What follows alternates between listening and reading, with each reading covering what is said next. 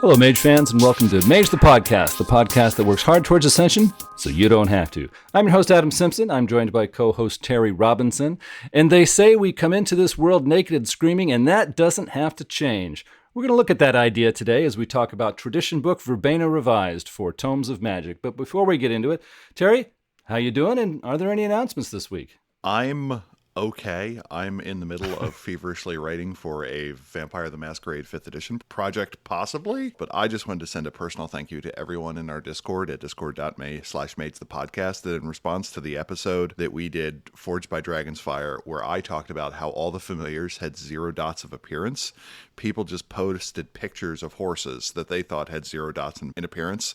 And it was just a wonderful slew of very ugly horses that seemed like they had very nice personalities otherwise, but weren't a horse you'd necessarily want to bring home to mama. So when we put out a call, our audience replies. Also, we asked if anyone was interested in Josh Heath and I doing a follow-up to our episode on mortal organizations, and a number of people reached out and said yes. And I just wanted to say, we're going to do a follow-up then. We're not exactly sure when. Yeah, thanks for everyone who gave us feedback on both of those projects. That's all for me. Sounds cool. All right. Well, Tradition Book Verbena Revised was put out in 2003. It is 100 pages. It was written by one author, Steve Kenson. And Terry and I were remarking before the episode started that the development for this was not Bill Bridges. It was actually Craig Blackwelder, who has written several times for Mage before this book came out. But the next book we talk about, it's back to Bill Bridges being the developer. So I guess he had a lot of projects. He had to take a rain check on this one, not sure. We still got our Mage book, and we are still able to talk about it. Terry, can we kick it off with a walkthrough? Sure. The opening is the prologue, where it opens with Whoopi. This book is horny on main, to use the modern vernacular, in several places. And it gives you a screaming reminder, as several of the tradition books do, of just because the Avatar storm happened doesn't mean that the characters we introduced in 1E are dead. And we are reintroduced to many of the characters that we met in the first or second edition Verbena tradition book. At one point, a fairy dog, pronounced a Kushi, arrives, and you can tell this is going to be a book about witches because they spend a lot of time spilling blood, a lot of time doing the nasty, and a lot of times telling you how to pronounce things. And they realize that the fairy hound has died because the circle has hoarded too much magic, and it ends with, "You're right," he said, "not over. Not by a long shot." And then he put his sunglasses on, and there was a montage. And that closes the prologue. We get our standard transitional image, and then it's on to the introduction. Did you have any thoughts on the prologue, Adam? I also noticed that the characters we were introduced to in the first Verbena tradition book were back. I'm not necessarily certain that it added a lot to the book, but I guess it was nice to see them again. Mm-hmm. I remember these characters vaguely from 7 years ago. The introduction is entitled Roots of the Tree, and it indicates that the Verbena are champions of light and living, and that their blood is mingled with that of the gods. Or at least that's what they tell themselves. This book immediately got knocked down 2 steps, in my opinion. This is not actually true that it got knocked down 2 steps, in my opinion, but it used the word spell. And I have, that is the one word in Mage we don't use. We don't use the S word, and this book's covered in it. But that's okay. But it says that the themes are living life to its fullest, and that living and life are important, which is good. And they claim to be a tradition about balance. The mood is hope and fear in the dark. They are out and open about what they are doing, more so than they used to be. It talks about how they're in your face and willing to talk about the primal side of life, and they refuse to just be polite, and they break all the rules. And then we get a lexicon section, which includes several interesting terms. We get the Valdermen, which were previously introduced as kind of an aside earlier in Revised, and it's like, yep, they joined us. The Valdermen being a group of Scandinavian mages in the Dark Ages. This book is replete with references to Dark Ages material. We get the Reed, also known as the Verbena Reed, or the Great Reed, which is an in harm none, do what thou wilt, which, to the best of my knowledge, is nearly identical to the Wiccan Reed.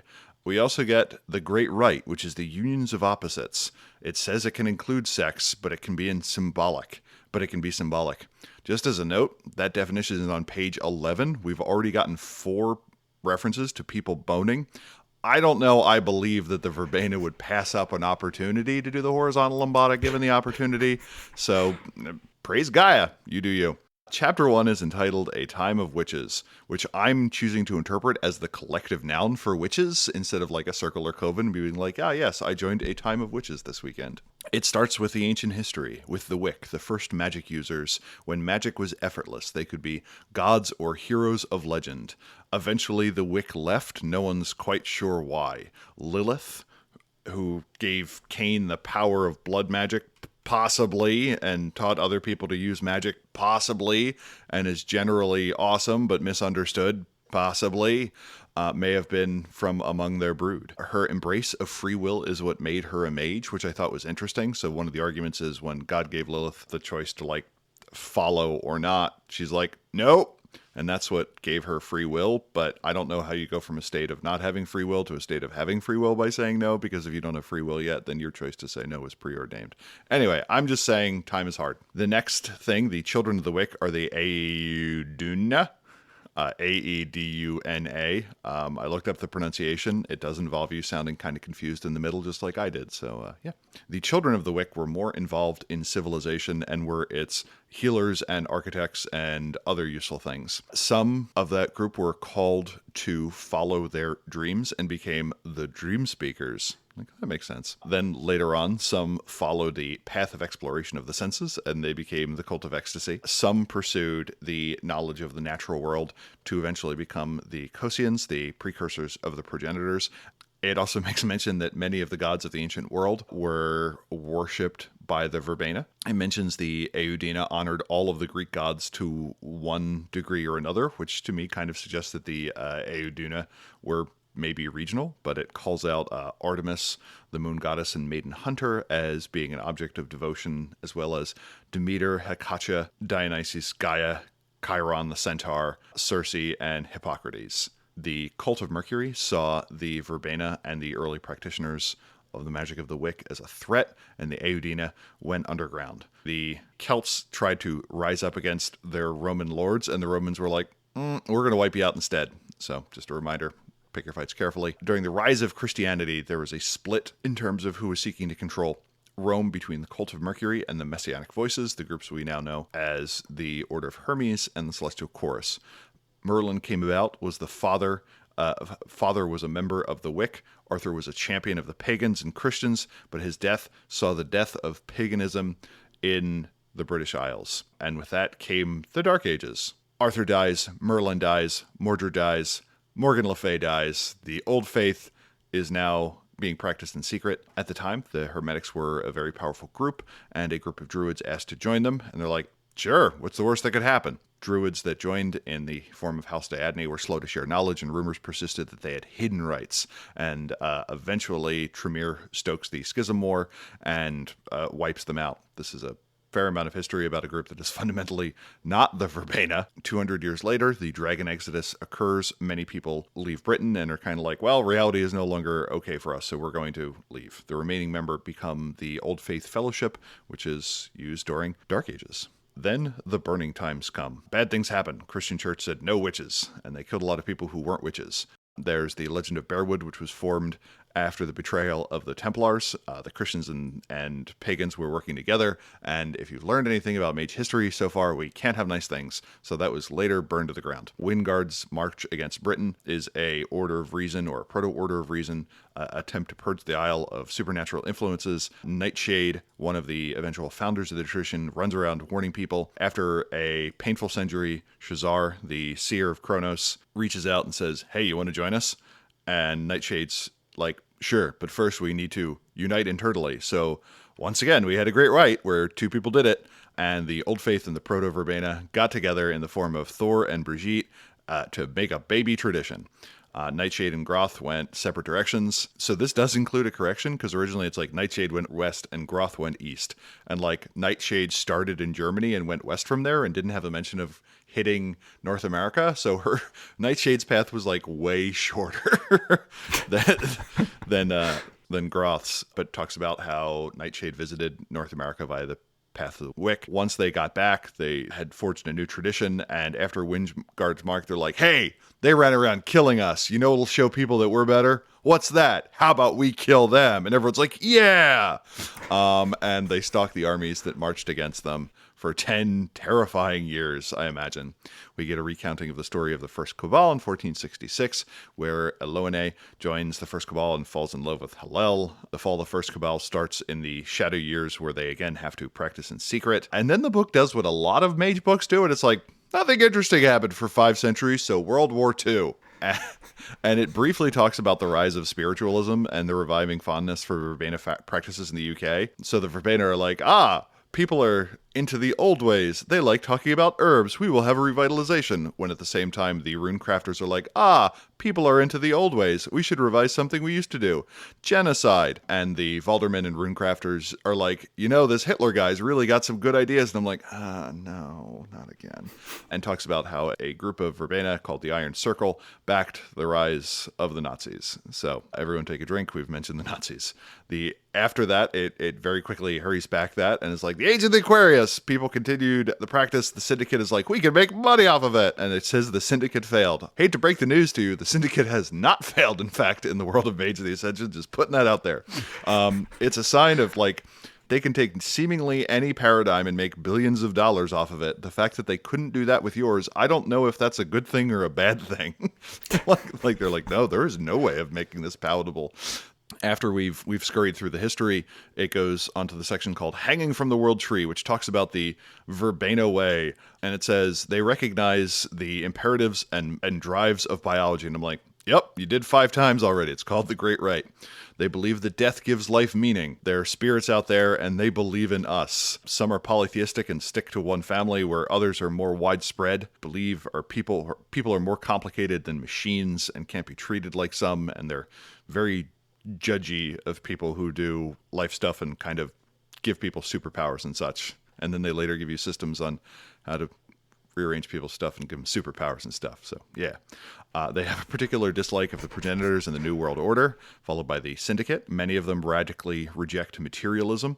They believe that Iteration X is scary and that the Void Engineers are idealistic. They consider the Marauders to be a force of nature, which I think is entirely reasonable, and they represent the force of the Wyck. And I will summarize the Nefandi in 2 words. Kill them. Okay, nice. And then it ends with a story of, you can tell it's serious because they solve a problem not by having sex, but by some guy stabbing himself in the chest to seemingly reinvigorate their world tree. That got heavy all of a sudden at the end of that chapter. So yeah, when that's the solution to your problem, it might be time to talk about that problem. But okay, yeah, fight death with death. Something Euthanatos could get behind. And that's the end of the chapter. What'd you think, Adam? For years, I've been pronouncing it Verbena. I mean, hey, look, we're talking about Mage the Ascension, so of course we're going to talk about how to pronounce words. It seems to be one of those things we can't avoid. My wife is into gardening. She has a lot of gardening friends. They say, no, it's Verbena. It's like, I'm just going to go with Verbena, and if people make fun of me, let it be. I was interested to see that all the revised edition writers have a real fascination with ancient Greece. I mean, don't get me wrong, it's interesting, but in the first 2 editions, every tradition wanted to be the oldest tradition, and they wanted to prove it, and they had some feelings about it. In revised edition, every tradition wants to prove their connection to ancient Greece. So you change one hang-up for the other. A lot of mention of King Arthur, and I was noticing that their discussion of King Arthur ignores a large percentage of the literature on King Arthur out there. I was thinking, this guy's probably a fan of Mists of Avalon, and looked in the recommended reading at the back of the book. Mists of Avalon is the very first book mentioned. So I was like, I really did not feel that the Verbena would have strong feelings about House Diadne and the Order of Hermes in the Middle Ages. I just kind of got the impression that the Verbena would look at that as either imitators or like some addled little sister that ran off and joined some people she shouldn't be hanging out with. And if it came to a bad end, I just got the feeling like the Verbena would kind of shrug their shoulders and say, yeah, well, they were daffy to begin with. And here in this book, it's like there's this personal feeling like, that was us, and they did us wrong. It's like, us? It was inside the Order of Hermes. How us is that from the perspective of the Verbena? Also, at the end of the chapter, there is a section, the Verbena Way, which is basically summing up their beliefs and their outlook. And the writing was so dull and ordinary. It sucked the mystique out of the Verbena. After reading that, I was like, well, yeah, okay, I'm not like disagreeing with what's here, but they should be cool. The Verbena should be appealing. They should have a certain mystique, a mystery, something about them. Don't just flatly lay it out. Yeah, we believe this, we don't get into this, and there we go. Aren't we ordinary people? Chapter 2 is entitled Blessings of the Moon. The intro talks about the diversity of practice they have within the Verbena, the breadth of tools, and the importance of composting, which I kind of like, where it's like we need to take the discarded elements that don't work from other traditions and our own and do something with them to come up with something new, that their practitioners are likely to cross-pollinate and try ideas from other practitioners within their group. And this is one of those things where it's like, I have a hard time assessing the magical diversity within a group. Like, they use a bunch of different tools, but paradigmatically, it's relatively narrow, but their practices and focuses are wide. Where other groups may have a variety of paradigms, but narrow practices and focuses. First part is named the trunk of the tree, circles within circles, which is useful because a circle is the basic unit within the Verbena. They say that circles have 3, 5, 7, 9, or 13 members, never more, except for the sample cabal they give us later that has 6.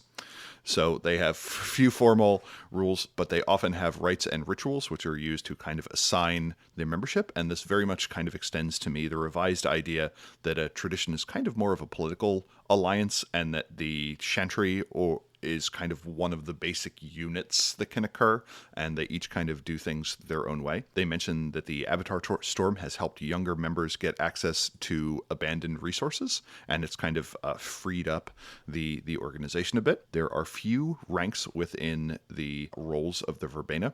It's basically novice, initiate, and elder, and everyone has a varied definition of what each one of those means. Generally, within a group, there will be a ritual leader or high priest that exists as the person who leads rituals. Many also have membership tied to the directions and the associations made with the classical elements. It goes over some of the noteworthy circles. Beyond the circle, you also have the grand circle, when a bunch of circles get together and need to do something. It could be to deal with a big issue or a major event, or it could be tied to a major group of the series. And the final type of circle we have is the Iron Circle, which is Nazis. And when I think Nazis, I think organizations, and when I think organizations, I think Adam. That was a terrible chain of association. I needed to add several times to that. So. Yeah, I think I need to work on my public image, everybody. Let me try that again. And amongst the circles, it also lists several famous ones and the noteworthy circle sections. Adam, what are the noteworthy circles within the Verbena? We are given 7 noteworthy circles. A circle is a cabal for the Verbena. I'm leaving out the sample cabal from Chapter 3, so I'll tell you about 6 of the 7. The Bardic College started as a place to keep alive the Celtic bard tradition. Now many cultures contribute members who maintain and perform ancient songs, epic poems, and chants. They also train the bards of the future. Circle of the Crossroads worships the Loas of Vodun. It resulted from contact with the Bata craft. They have frequent contact with the Dream Speakers and Hollow Ones.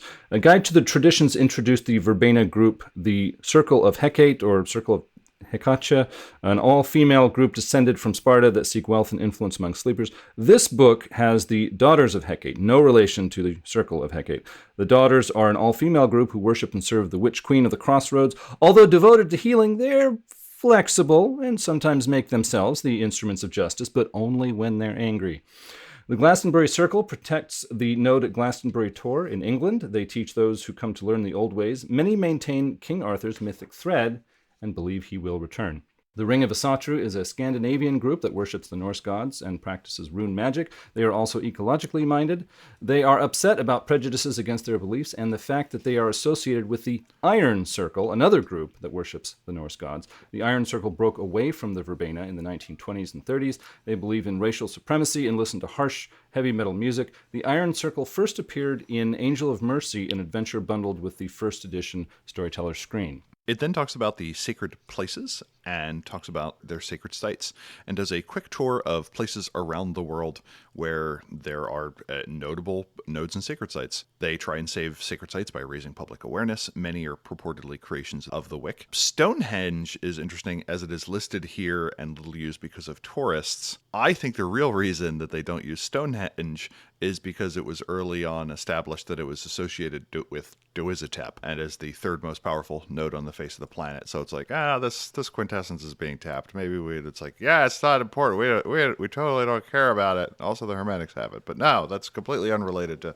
why we don't use it anymore. It's ugly and it's dirty. Yeah. The Glastonbury Tor is the home of Avalon and is home of a massive shallowing. And on the list of things I would have loved to have gotten more information on, that's certainly one of them. It indicates that the Verbena have control over much of North America in certain regions, from Santa Cruz to Vancouver. They say that the Midwest is mostly Dreamspeaker territory, but Mystery Hill in New Hampshire is big for them. That Kilimanjaro in Africa is important, and the Amazon basin are also important. It talks about the Umbra containing the Pass of the Wyck, which connect nodes across the Umbra. They were used to get bygones out of the way, and they're listed as being safe from the Avatar storm, in that they only cross to the Penumbra, which is still affected by the Avatar storm. But still, the ones traveling to the Dark Umbrae were lost, and that the rule on time travel, as listed here, is kind of nonsensical. We are indicated that the Pass of the Wyck are a fast way to get from point A to point B via the Umbra. We never actually get a sense of how long it takes, because it's like, it cuts the travel time in half. And I'm like, well, if you were walking there and it cuts the travel time in half, it's still going to take years to walk from California to England. Just putting that out there. Unless you can take like a car into the Path of the Wyck, which does not seem thematically appropriate, possibly a bicycle. But that just didn't make sense to me. Being like, yes, we need to get there quickly. We will take the Path of the Wyck and my rocket ship. And you're like, okay, now this is a mixed tradition game I can get behind. The next section is titled Branches of the Tree and goes over the factions of the Verbena. Adam, what are the factions of the Verbena? The 4 factions of the Verbena have not changed from the first tradition book. It is interesting to note that in early editions of Mage, the 4 avatar essences were important tools for mages to understand magic in themselves. Originally, each of these factions was seen as a natural outgrowth from one of the essences. In this book, the factions came before the interest in essences. An essence was attached to each faction as more of a formality. Gardeners of the Tree were the leaders. When the tradition formed, they preserved the old European ways and tried to prevent influences from other beliefs and cultures from affecting their members. They relaxed their stance after World War II, but still frown on new influences. They believe magical talent is influenced by ancestry. Their magic is a little changed from what was practiced hundreds of years ago. Many members learn Matter Sphere to enchant objects and brew potions. Twisters of Fate are the smallest faction and claim descent from the shamans and healers of the earliest times. When the Verbena tradition formed, they were among those who received visions of past lives. Their memories of the foundations of Verbena magic in the earliest days caused them to re-examine their methods and break away from the Gardeners of the Tree. They used their insights of the first times to craft primal magic that is free from the limitations of centuries-old methods. Twisters use the entropy sphere along with simple, earthy foci and rituals. Moonseekers are supporters of new ways and methods. They are always seeking new magic and influences. They have been instrumental in bringing new groups and knowledge into the Verbena. Their magic is eclectic, combining ancient ways with modern and foreign methods. Many learn the mind sphere. This faction includes subcultures like the Technopagans, New Agers, and Fairy Folk. The Fairy Folk aren't associated with the Fae, but with alternative sexualities and transgenderism. Lifeweavers started after the Verbena's formation, when hermits and staunch individualists were forced by the Order of Reason's pressure to join the tradition. They practice the most primal magic, and even today are loners and wanderers who gather only when necessity dictates. They have the highest number of members who use magic to shapeshift into animals and value feral insights. They are the least respectful of their tradition's customs, and many make other Verbena uncomfortable. The next section is entitled Craft of the Wise. Magic. And they call it craft because it was the first craft created by humanity. After, boning. Quintessence is life force to them. Matter and energy are passive and uncaring without the infusion of life to it. They use the world tree as a metaphor for reality, with the roots being the past and the branches being the future, with the umbra amongst it. They consider magic to be practical and largely useful, and then we get a walkthrough of the spheres, which it refers to as the 8-spoke way. Oh, that's the Thanatos. Sorry. It's concerning. They keep stealing other people's look. Prime is the hub, and it brings the power to create new things. Spirit is important, and they do not shy away from death, but we get comparatively little information on them necessarily interfacing with the dead. Matter is kind of the process of imbuing cold things with life. Mind is often referred to as the sight, and it tends to focus on passion and not the manipulation of subtle things. They consider life to be sacred and a process of recreating balance. Time magic for them tends to focus on extending the moment. Forces is often tied to the forces of nature. Correspondence again focuses on the manipulation of the path of the wick. They consider entropy to be the natural counterpart of life, and to the Verbena, the 10th sphere is the sphere of self and the mastery of the self, which felt very Akashic. Normally, I don't do a walkthrough of how each sphere is represented, but this book did what some books did, but many books didn't, and give kind of this is how the sphere is generally used. And I think that's kind of a useful guideline if one wishes to look into a particular practice. There's a lengthy list of focuses from standard tools to include things like the importance of mirrors, blades, how performance is used, variants of bodily fluids, the importance of charms and talismans, and how a display of natural forces can be used as a focus. It then has an aside on life and how healing works, talking about how they are the best healers in the traditions, which seems kind of suspect because, you need life to heal another person's ag damage, which is, in general, it has made healing more difficult as listed in this book than it is elsewhere. So just know that this kind of contradicts what's in the revised core rule book by my reading. It also talks about how to use life magic to harm, and that one of the advantages of using life magic to harm someone is that it can't be dodged, and it may be aggravated, lethal, or bashing, which is quite potent depending on how you decide to read it. It gives some rules on enhancement, where you can improve yourself starting on life 3 or life 4 to improve others. That if you do a gross modification to someone's pattern, if you significantly increase their abilities, that they are going to accrue a unsoakable lethal level of damage every day until you stop, unless you spend a point of quintessence, which is one of those things where it's like, okay, this is both worse in this other way, but now you've given us a way to completely buy off many of the negative effects. All of these changes are going to be temporary, and the person being affected will revert back unless you spend at least 5 successes to permanently set the pattern. If any of your dots in a physical attribute are above 5, then you get a permanent point of paradox that kind of represent this modification beyond what humans normally can do. It does give some rules and recommendations on shapeshifting, and also includes a note that said you can turn into a flock of things, which is, I think, relatively new. I don't recall having seen it before. And then we get rotes. The ones that jumped out to me here are the adder's tongue, which lets you talk to animals, and it kind of indicates that animals are fond of talking to Verbena. We don't get a huge amount of guideline on what animals talk about. There's banishing blessing, where you send someone away with good luck. So they're like, you can't use banishing blessing to be like, go away, and have someone walk into traffic, but you can make sure that they get a winning lottery ticket. And I thought that was nice. One of the notable rotes to me in here was Blood of the Sacred King, which can more or less sacrifice points of avatar to add 2 points of node. Character will not reincarnate. The character is not coming back. Do not pass go. Do not collect $200. It is a taking of their personal magical essence to renew a part of the tapestry. It also introduces a rule on that rote that says you increase the node rating by half the avatar. If you rolled any 10s on this rote, round up. If not, round down. And I don't think I've ever seen that before. And then finally, we get Self-Sacrifice, which is a Prime 1 effect that lets you take damage for quintessence. Generally, this is a Prime 3 effect. All in all, the magic as presented in the book is not consistent with other books.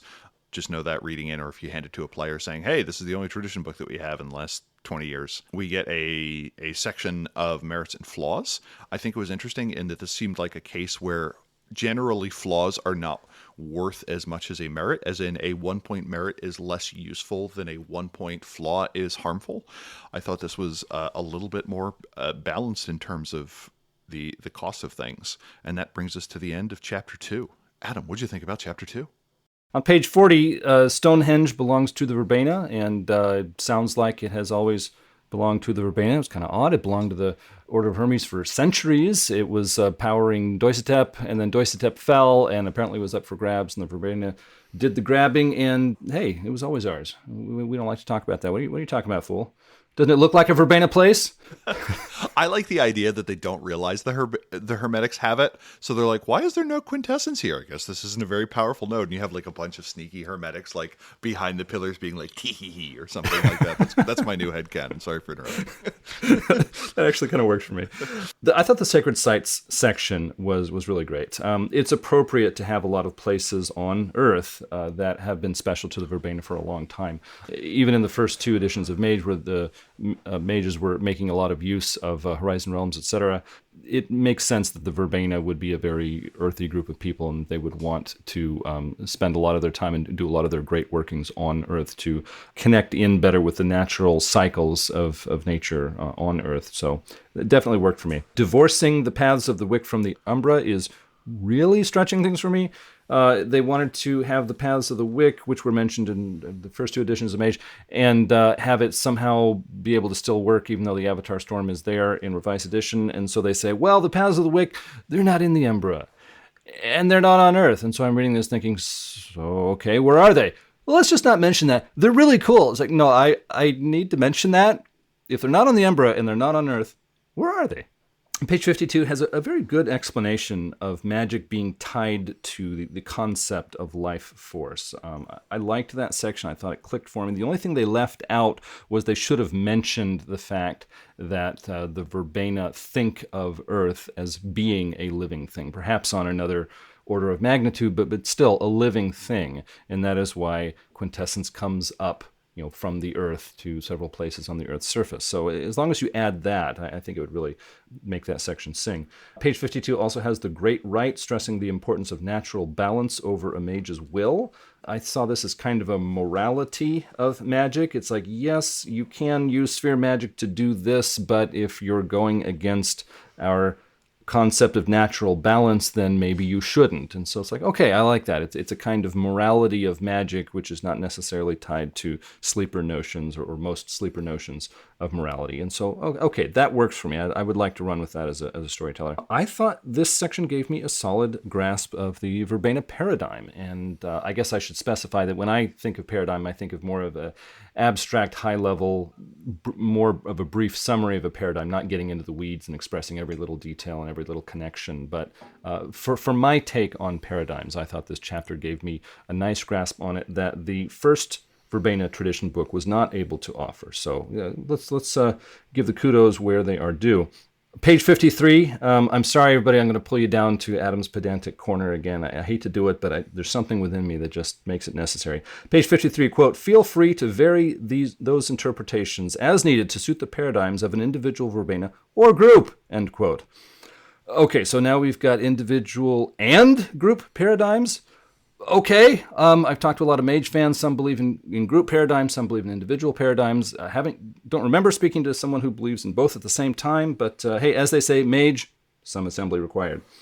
Okay, let's get out of the pedantic corner. The 9 Spheres section of Chapter 2 I thought was really good. It gave me great suggestions for foci, gave me a really good sort of overall high-level grasp of how the Verbena approached these spheres, and I really liked it. It ties the seasons to the spheres in a way that I thought was flavorful, but at the same time, it's kind of, for me, it's veering into the territory of linear magic. That's something that Sorcerer would want to do more than mages. However, I have to admit that Revised Edition really does want to blur the lines between linear magic and sphere magic, and perhaps this is a great way to do it. So take my criticism with a grain of salt.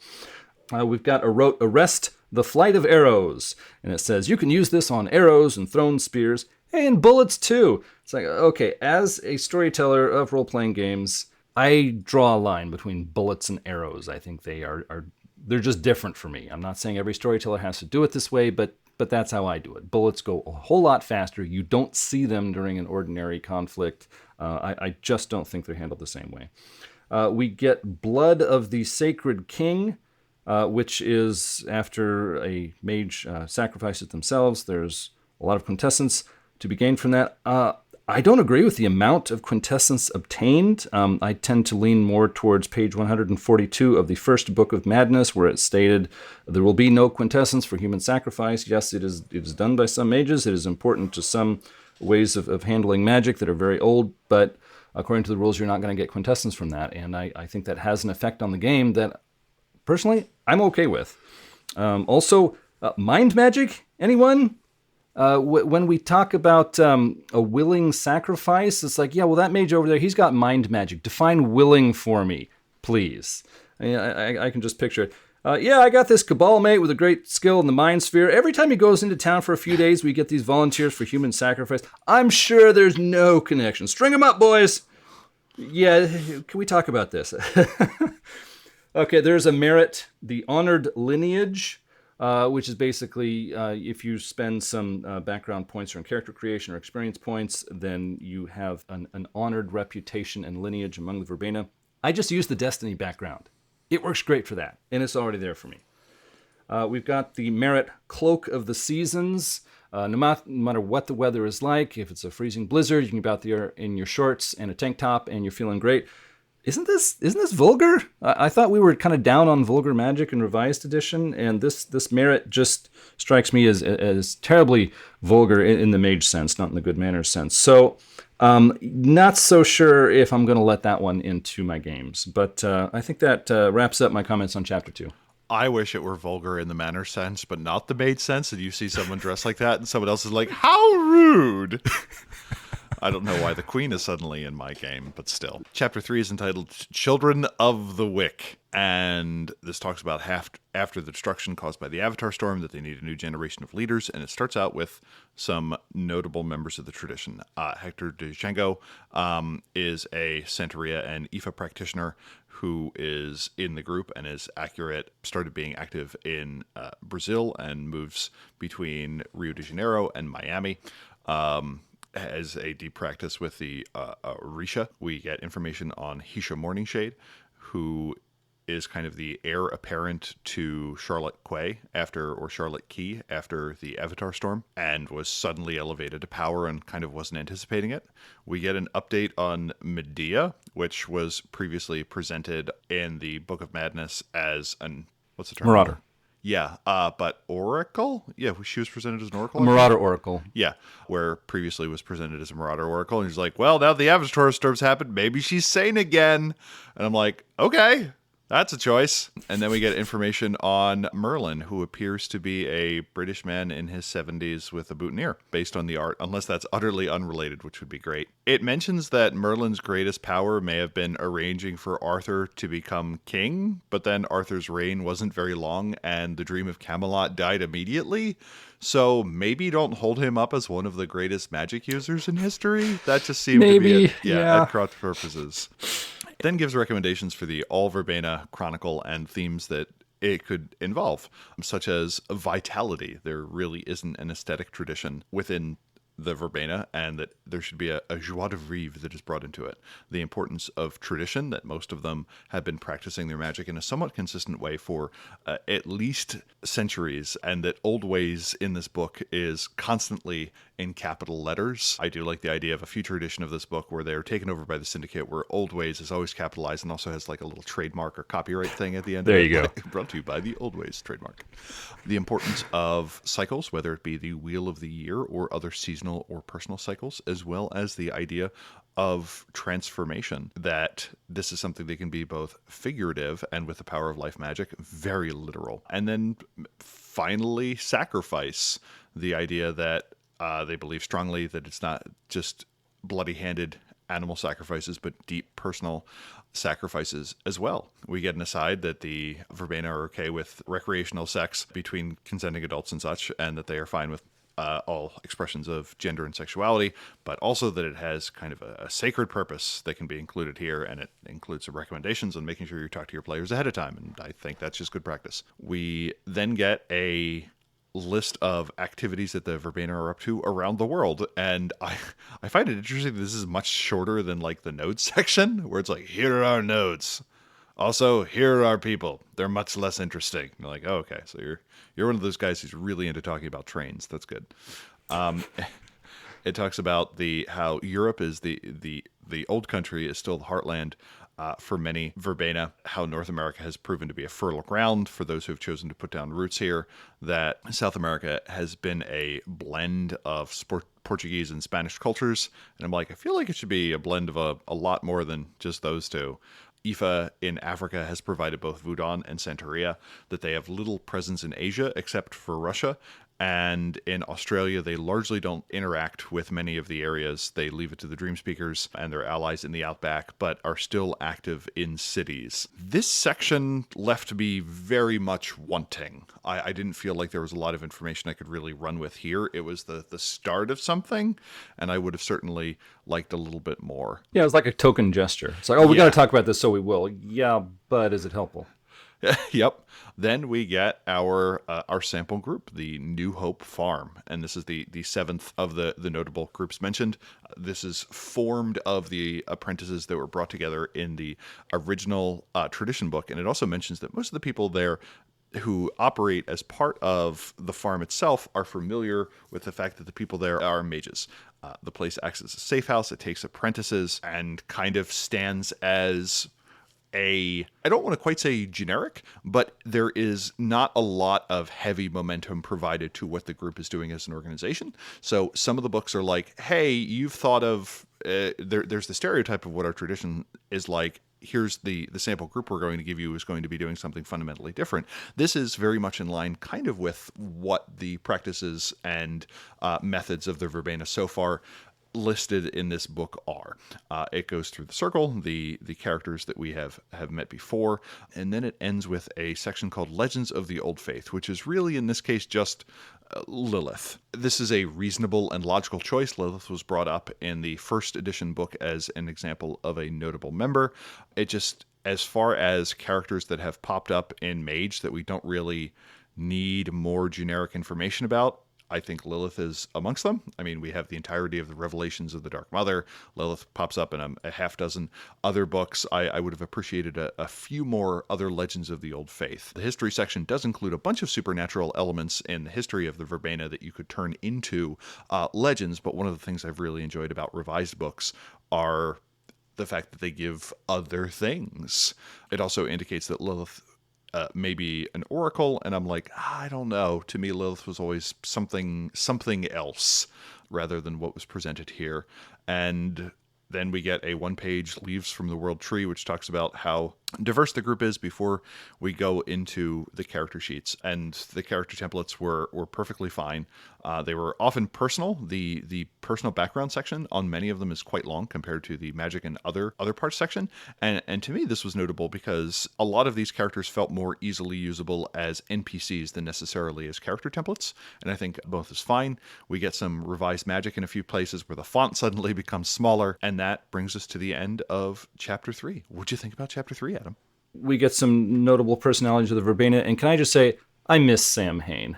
Sam Hain was a very colorful character from the first Verbena tradition book. I thought he was lots of fun. And yeah, okay, maybe he was a master, and I guess masters are gone now, but he was a fun character. It's too bad there's no mention of him here. We get a little section on Medea again, who first appeared in the context of Mage the Ascension in the first Book of Madness in the Marauder chapter as a sort of, as Terry said, a Marauder oracle. I keep seeing references in Revised Edition to rescuing people in the Umbra after the Infinite Tapestry, which makes it clear that you're not going to go rescuing anybody from the Umbra. But this is not the first time after that book that I have seen this. It says here, hey, maybe you could go into the Umbra and rescue Medea. And so I've just got to ask, are Mage writers unaware of what was in Infinite Tapestry, or are they choosing to ignore it? I actually talked to a Mage fan online, and I said, Revised Edition, the Avatar Storm. And he said, no, Avatar Storm is so cool. It's like, wouldn't you like to be the guy who goes into the Umbra and rescues everybody? And at the time, I hadn't read Infinite Tapestry yet. So I said, well, there's an interesting idea. And now it's like I like to go back to the guy and say, no, you can't. So Merlin and Nightshade are written up in Chapter 3. I felt like they were both repeats from Chapter 1, where we get write-ups on Merlin and Nightshade. Page 79 makes a mention of Verbena being connected with transhumanism, but it's just sort of a brief thing, and then it moves on. It's like, I I don't really see that. If you want to expand on that and convince me, I guess I'm open to listening, but I can't see a connection between Verbena and transhumanism. Not really, perhaps just in a minor metaphorical way. Page 82, it talks about how the, New Hope Farm, after the sacrifice of one of their members, the node is doing much better. There's the sample Cabal, New Hope Farm. I thought that was kind of boring. It talks about their location and what they're doing there. It's like, it just seems like the default way I would handle Verbena trying to keep a low-key presence in the modern world. And so getting a write-up about that doesn't really help me all that much. I mean, if there was some map of the farm with specific points of, this something interesting is going on in the northeast corner, etc., that might have been cool. But we didn't get that here. So, and can I just say, the Legends section, we got cheated on Verbena Legends. There's only one legend, Lilith, which is basically a repeat of the sidebar in Chapter 1. It's like, look, if any of these 9 traditions should have given us some cool legends, it should have been the Verbena. That would have been kicking. As I was reading this book, I was actually looking forward to the legends. It's kind of like my little holdover from earlier editions where we get some wild ideas, and nope, not here. I thought the sample character templates were too long. It's like each one was like a mini story or something. There's all this detail about their youth and how they did this and how they did that and the people they hung out with. It's like, I actually grabbed some first edition books like First Book of Madness and some of the early tradition books where they have basically some sample characters, and I read their descriptions. It's like, this is like 1/3 or 1/4 as long. It hits the main points and moves on. It's like, this is helpful. But here in this book, it is so long and drawn out that by the time I get to the end of it, I don't feel like my time was well used.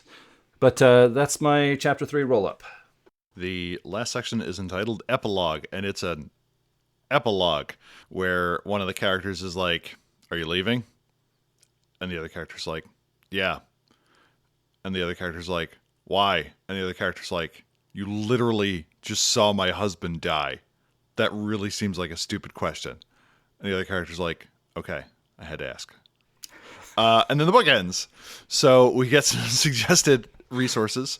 I did not know that noted NPR personality Margot Adler was a Wiccan priestess, and I found that out in the section because she had done a book called Drawing Down the Moon, a survey of paganism in America. And then the book ends with a character sheet and a bunch of and a notes section. Hey, Adam, what'd you think about the epilogue?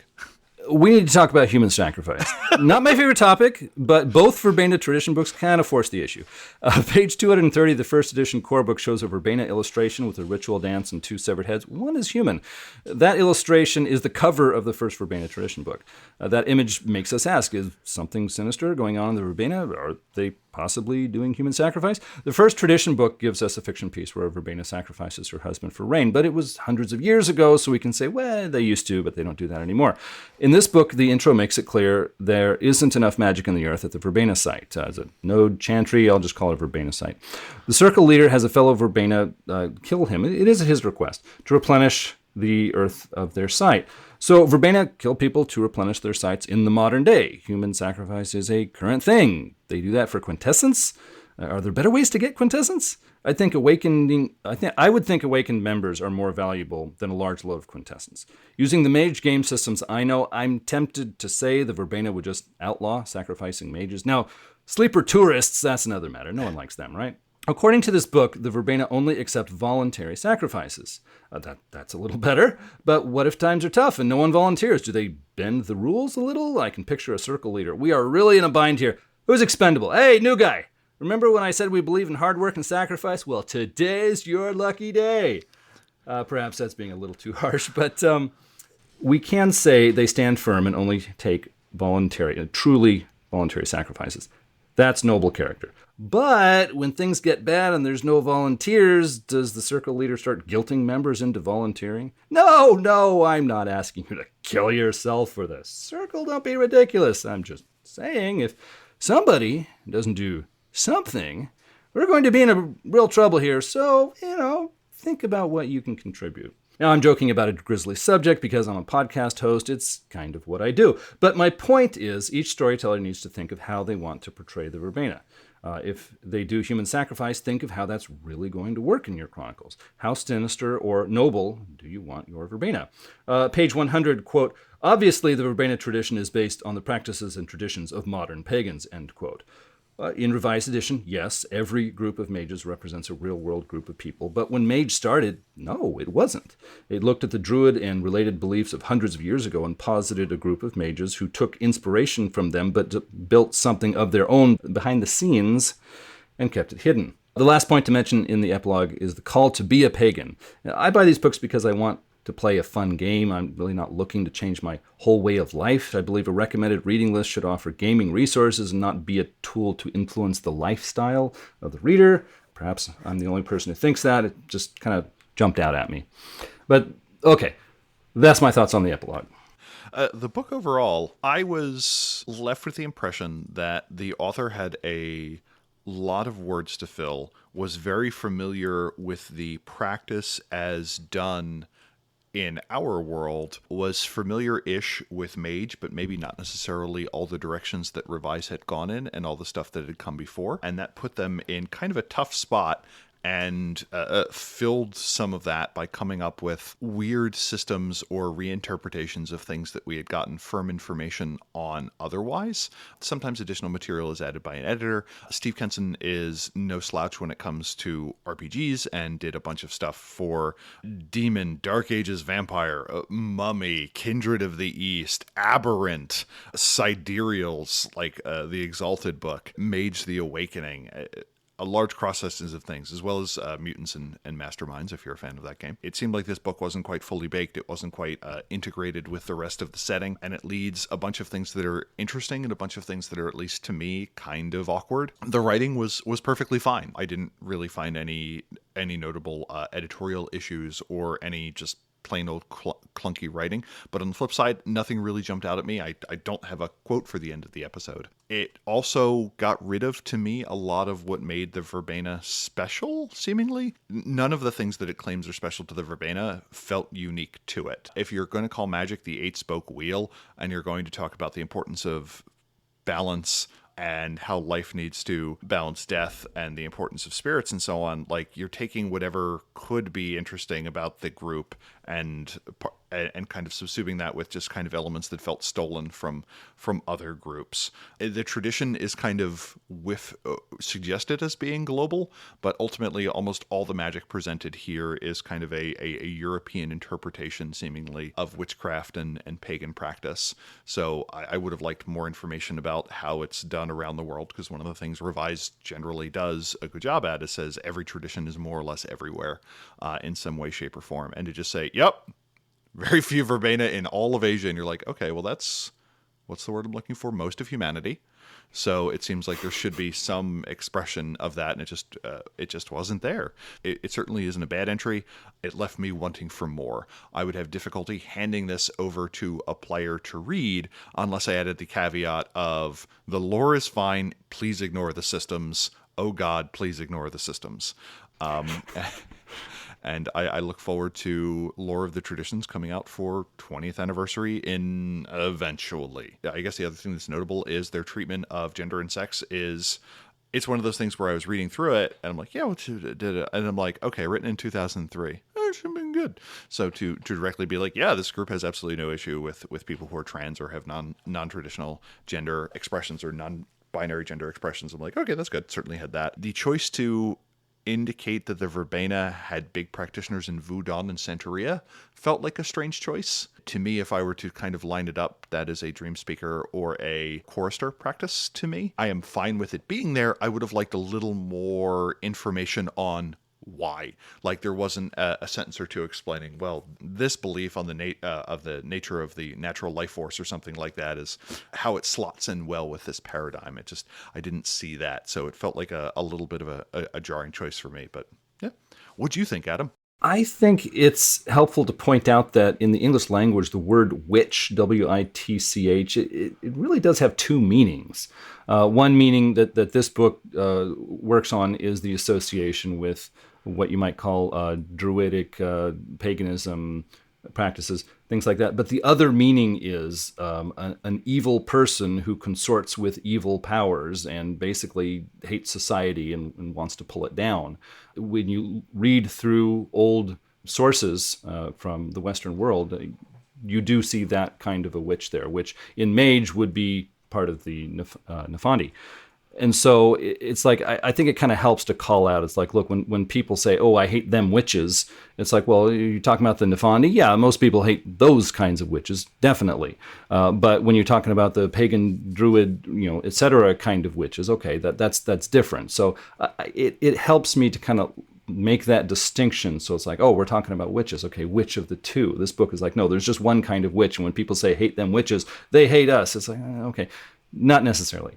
Something worth talking about at least. The idea that magic is passed through the blood is mentioned many times in this book, and I believe that does. It's flavorful. It's interesting. I can see how that would match up with druid sorts of magic users. But my question is, would true mages really believe in that? I mean, true mages with their ability to use level 1 spheres in prime life, etc., over the course of time, would they continue to hold to that belief, or would they stop and say, hey, look, we've been doing this for a while, and we've been noticing things and talking, comparing notes for hundreds of years here, and we're just not sure we agree with this magic pass through the blood thing from what we're actually seeing from our families giving birth to new generations. So, yeah, as a mage storyteller, I would actually want to deal with that question. I would not just say, automatically, oh yeah, they're totally into this. I wanted to hear more about world trees. The actual physical trees that are at the center of verbena chantries or sacred sites that slowly turn red over the course of time as certain kinds of magic are put into it. It says it's a dark red, not like a vivid day glow red. But I thought that was just it's cool, it's interesting. It's something about verbena magic that is different from the other traditions, and it wasn't even mentioned here. World tree is like a metaphor for the whole world or the whole Tellurian in which we live, but there were no actual physical trees that were world trees that were on the site. I mean, when it talks about New Hope Farm, it doesn't even mention if they have a world tree or not. It's like, oh, come on, that was so cool. I'd love to hear about that.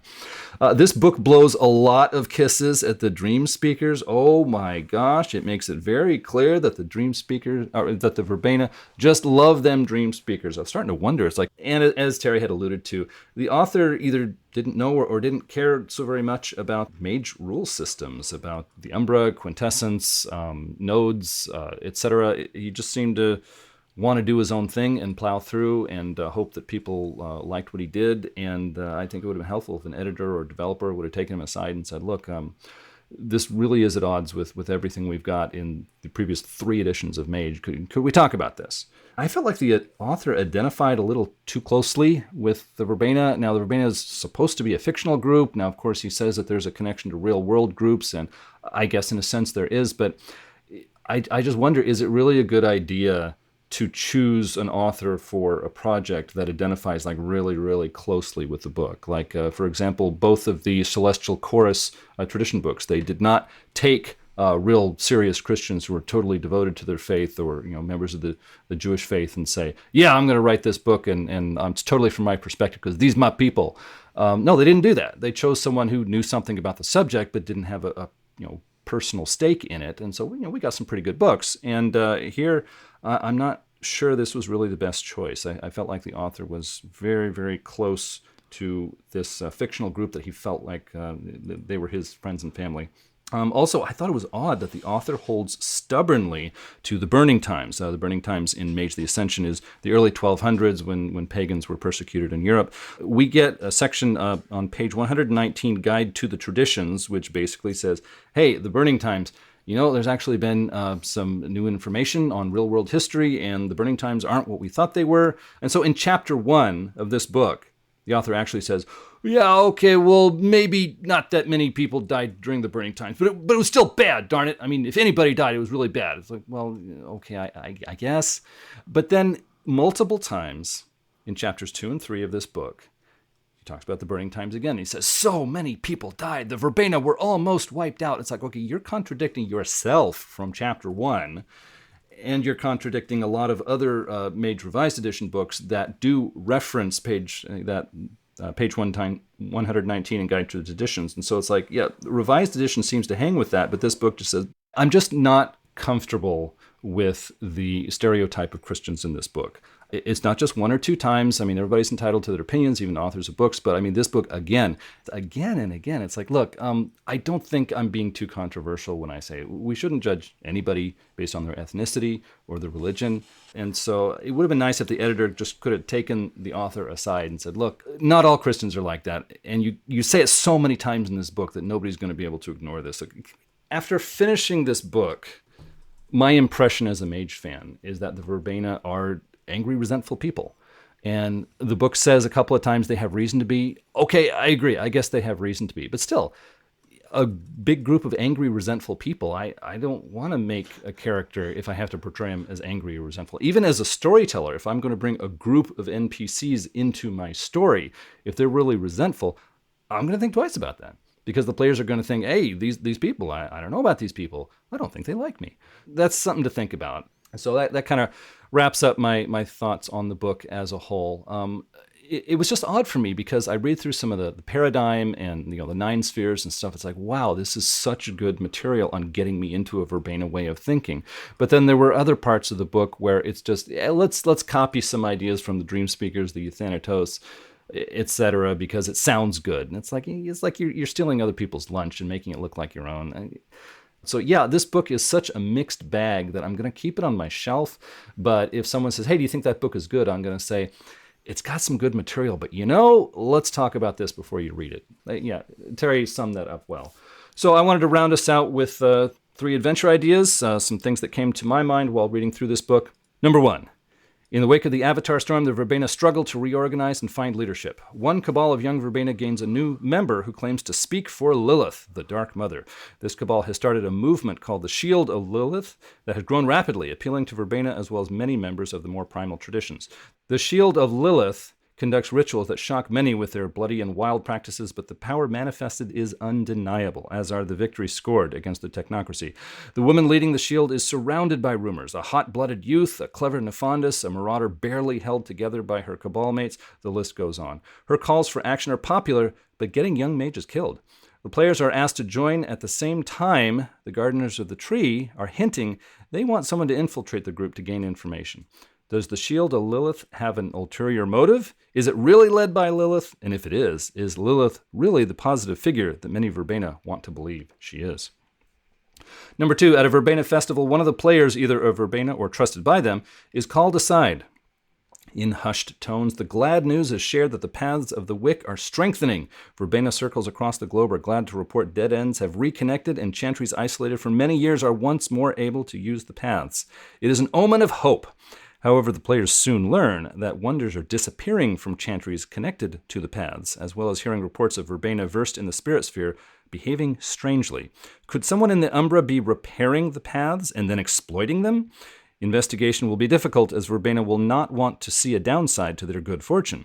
This will be a good opportunity to express the importance of good relations with Mage Society, as the players will try to gain access to many locations the Verbena would like to keep private.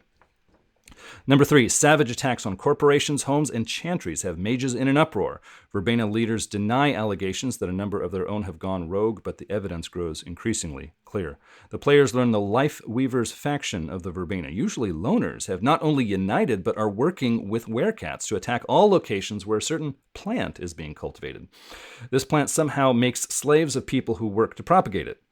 The Life Weavers claim the plant must be wiped out fast, but leaders among the traditions don't believe them. The Verbena are ready to declare the Life Weavers Barabi. Players see the coming disaster, but also the number of sleepers getting killed in the raids. Are they willing to risk being declared outlaws to assist the Life Weavers? Can they reduce the casualties in the attacks? What will the plants do when they reach full maturity? Direct action is necessary, but are the players ready to accept the risks and responsibilities that go with it? Well, those are 3 ideas for me after reading this book. Hopefully those will give you the grist to get some better ideas of your own. And I believe that wraps up my thoughts on Tradition Book Verbena Revised. Terry, anything else before we lead out? I remember when it brought up the witchcraft thing, and I was trying to remember what the actual estimated number of witches killed were. And Googling that is fascinating, and the wildly different numbers that you get as people cross their streams, where someone's like, did you know that over 9 million witches were killed? I'm like, I don't think there were 9 million people in Europe at the time. That's a bit much. And then another one was like, there were 15 witch burnings in all of Europe. And I'm like, that seems too low.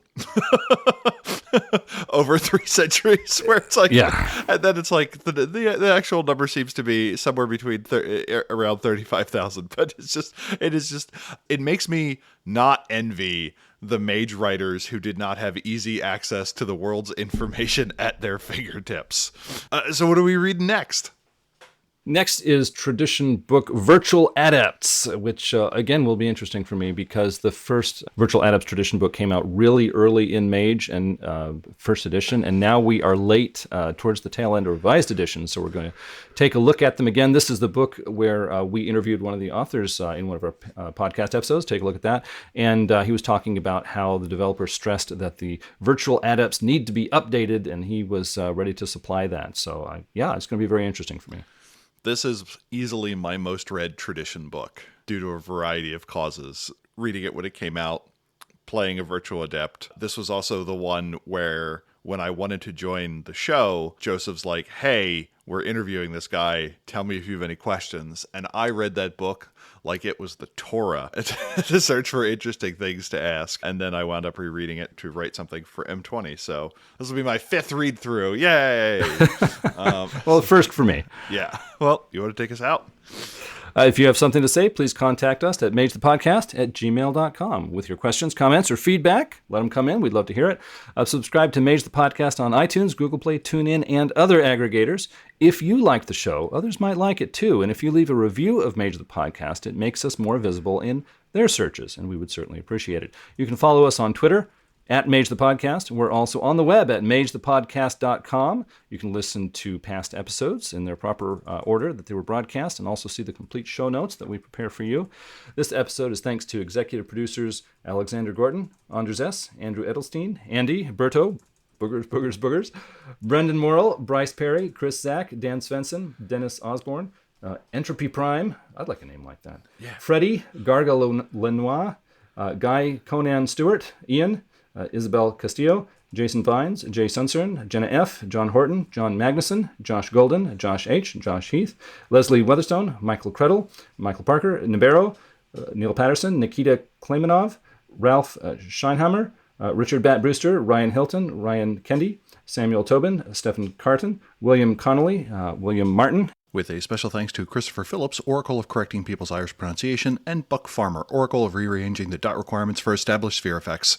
If you would like to become an executive producer for Mage the Podcast, it would help us to keep bringing you episodes like this one. You would also become a part of our own council to discuss upcoming projects. The link in the show notes will get you started. Well, thanks everyone for listening to us, and until next time, truth until paradox, baby. Please don't think that you can plunge a dagger into your chest to revitalize the world based on reading a mage book. Bye.